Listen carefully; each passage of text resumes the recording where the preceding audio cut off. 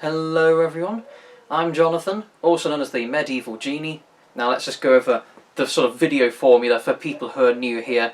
I usually give a brief introduction at the start, I do the test cutting in the middle that we're all after, and then if you're still interested, I'm going to talk about the more intricate details right at the very end. You know, how this was made, how I think it's performed and why, and the materials, and all those sorts of nitty-gritty details. But suffice it to say, this is a double-edged sword. I'm not imitating any particular design. It's kind of impersonating the Spatha and sort of migration era swords, because I'm not good enough yet to do it properly with crossguard and pommel and all those sorts of things like Saxon and Viking swords would have.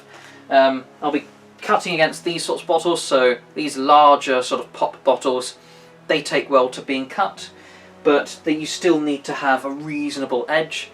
I have these, which are your fruit juice sort of bottles. They're thick, so if it's not a good enough cut or thrust, it won't go through and it'll bounce off. So these are tougher, and this will give a more hard test of how good the sword is. And then you've just got these, and they are sort of what are called Tetra Pak, the little cardboard cartons. They're easy to cut through, so I'm going to do a lot more experimental techniques. I won't just do basic cuts. This will be where I'm kind of trying out things, you know, to see the limits of angling and manoeuvring the sword around. So that's that, and that aside, let's get started with the test cutting, shall we?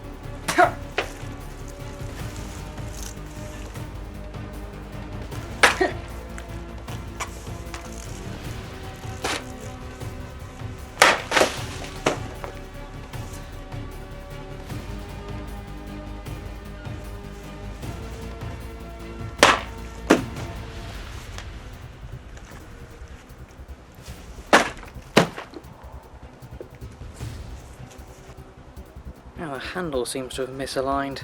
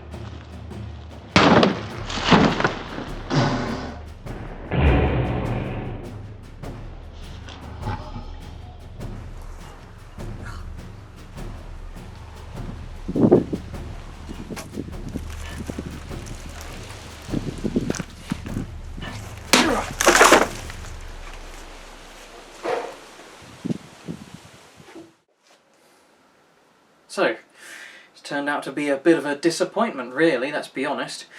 I mean, in some ways it's a success, because the sword has not exactly fallen to pieces, so at the very least, in the hardening and tempering, it hasn't taken loads of cracks. I mean, I'm not seeing anything visually, you know, there are no sort of fractures along the spine.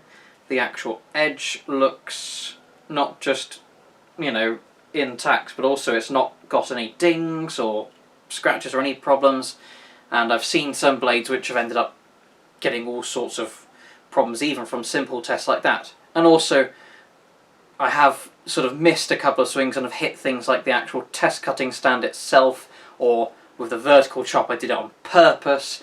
So, you know, against the wood, even with that, at least it hasn't taken any visible damage from that. So that is something in the durability. But of course, there's a problem with this. I'll see if I can show it close up. And the other side. At the very least I can feel it. Perhaps it's more come this way, hang on. This side. And this side. You may have noticed that there was a slight unevenness, and I can feel it like a very rough edge on this side. It's actually, in one of my swings, it misaligned. So these are 3 different pieces of wood. In the centre, you have a piece of birch. Kind of similar to the last sword that I test cut with that I made, the short sword. It's a branch of birch that I'd turned into a burn-through handle. The bottom and top end are some strange wood that I found somewhere that was some, you know, offcuts.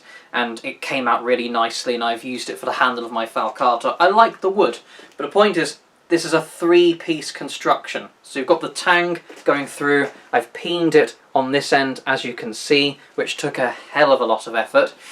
But it was squished on, and I tried to get it that, you'll see it doesn't quite sort of just become a step and then turn into the tang, like you'd see on some designs of sword. There's kind of a curve into it, which means that there's a bit of almost a V or U-shaped socket. And with the burn through and the shaping, it was supposed to be, this top bit was going to fit on, and apart from the fact that top and bottom it wasn't going to move around, it was also supposed to be that you couldn't twist it either. So with that U-shaped fitting, rather than it just being with the tang, almost like a circular peg in a circular hole, it could just rotate around. With it being slotted in, it was less inclined to try and wiggle, or so was the theory. It seems to have worked in that sense, but instead, the second piece of the construction, which I tried to glue on and peen on, so it should have been secure, has come loose at the very top. So it's probably, you've got the 2 bits, and then during one sudden impact it's just gone and slid just ever so slightly.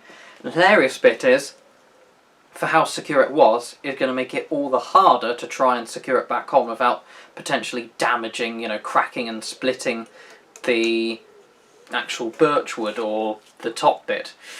So that's going to be difficult to fix. In terms of the edge, I am surprised. I was worried that it was going to have a problem where it didn't have what I call a terminal point. So with the edge, sometimes you get kind of a gradual taper, and then at the very last bit it's almost flat, so it doesn't get that initial purchase.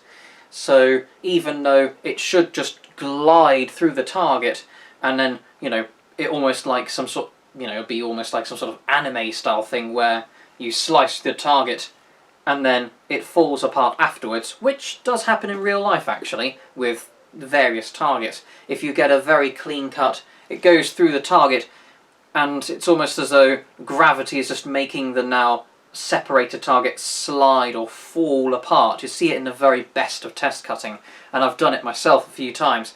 But in this case, actually, it seems that the opposite has happened. Rather than it being that it didn't have that very, very end of the edge. I'm trying to think of another word, because the edge of the edge is a weird thing to say, but you know what I mean. At the very finest part of the edge, that it wasn't enough and it wouldn't get that initial purchase, so it either chop through brilliantly or bounce the targets off in a 50-50 coin toss. Instead, it seems I've achieved that terminal point, so all of the cuts that I made at least cause some distinct mark, you know, a distinct scratch or cut, or something that tells me that it has started cutting through. But I noticed significant amounts of tearing in the bottles, and also the fact that they often seem to react and get pushed away. There'd be potentially quite deep cuts for the first inch or so, so that means that it's sharp enough at the very edge of the edge.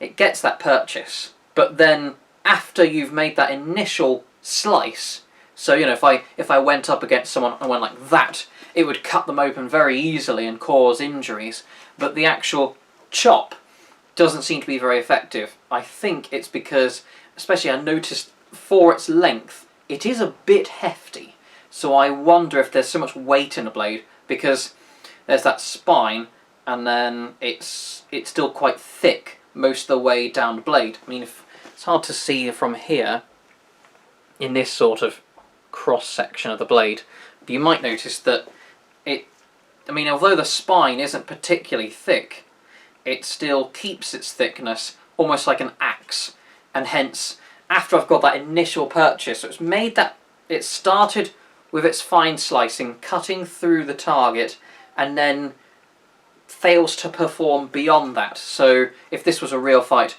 it would certainly cause very distinct cuts and injuries. You could clearly tell that the strike has happened, but they would not be very deep wounds, or in this case not very deep cuts into the bottle, because the edge geometry gets way too thick and broadens out too much from there, and hence that means that it didn't properly cut. So a lot of times, like in the last instance where it just exploded in my face, afterwards I saw there was a very distinct cut. It had sliced. It was a very clean cut actually, it wasn't so wavy and jagged, but it only pierced or penetrated a certain distance in, and then the rest, it was like I just pushed it with the flat of the blade and just slapped it away. So it's this tale of two extremes. It starts off really fine, and then it gets way too thick and didn't slice properly.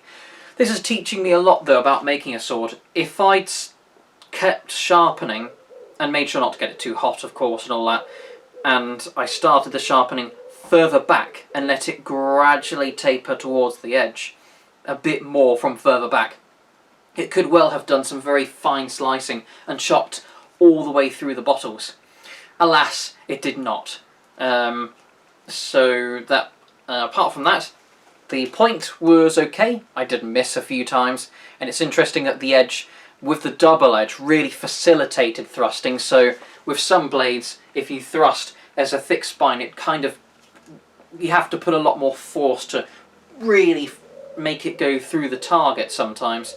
Whereas with this, because it's got a double edge, no matter what way it starts to wobble or manoeuvre naturally through thrusting, because there's no perfect line, there's kind of a little bit of a curve or off angle happening.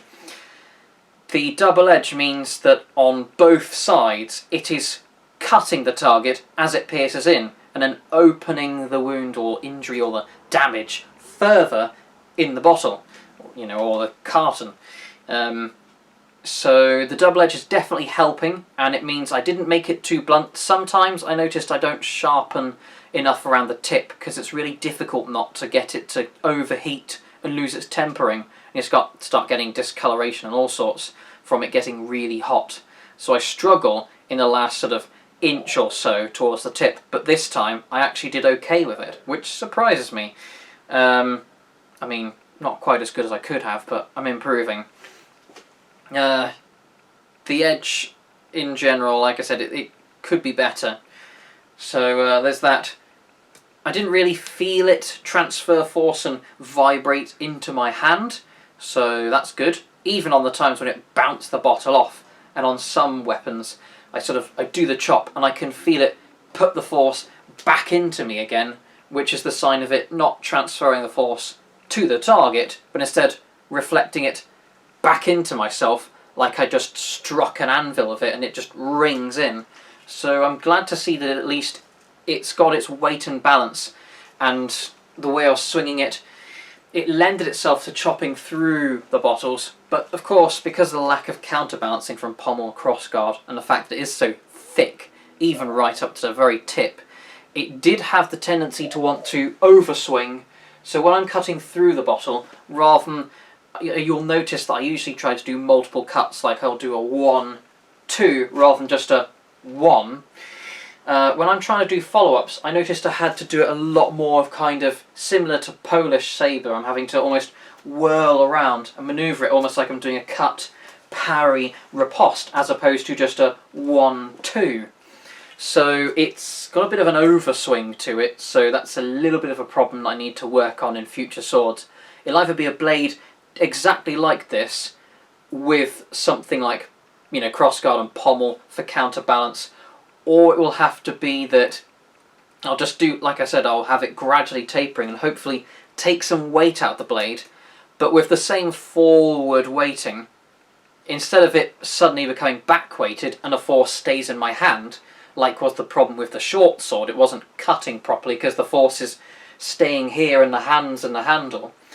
If it's forward balanced enough, but I just make it not too overweight, it should chop and slice easily with that heft and the forward weight without it being so overbalanced and hammer-like that it takes me for a ride and makes me flail off into the sunset. So it's interesting because that means my last sword, the short sword, was too back-weighted and had the problem of I'm swinging and I can be very dexterous, but it's not doing anything to the target. Whereas with this sword, it's the opposite, where it's got that heft and it makes sure all of the force and all of that cut goes to the bad guy, or good guy, you know, or whatever target I'm taking on. But at the same time, it's trying to pull me along like some sort of dog on a leash. So if I can compromise between that, it should go well. I mean, I reckon with the short sword, despite how thin it was, I think if it was of a breadth and shape like this sword, even with its very thin design, complications aside, like the fact that it would wiggle and things on a tempering, and the fact that it might just snap in twain because it's such a thin twig, in terms of the actual cutting prowess, it would probably have been nice and hefty in the chop and not been, you know, taking me for a ride. So really, it's the only problem I had with the short sword was that it was very broad back here and it gradually triangulated to the tip. It was very specialised that way to try and gear it to thrust better. I think if I compromise on that and experiment between this and that, I should get a really decently performing blade. Maybe even have it starting rather than about here where it starts to taper. It kind of curves, there's a little bit of a taper here, but most of it towards the tip happens here, and that's in, what, the last inch or less?